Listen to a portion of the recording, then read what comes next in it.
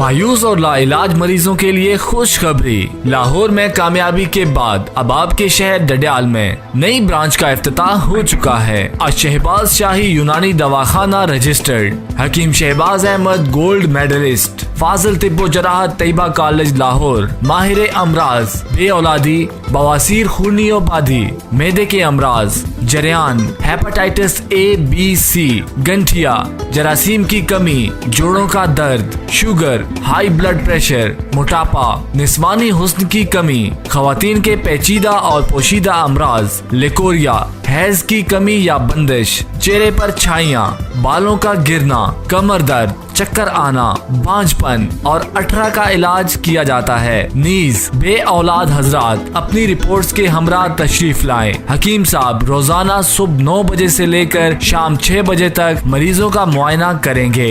Address Rahman plaza नज़द Maqbool but शहीद चौक, main बाजार डडियाल। बराए राब्ता 0348 610 8563 0333 4131 640 and 0321 5949 018।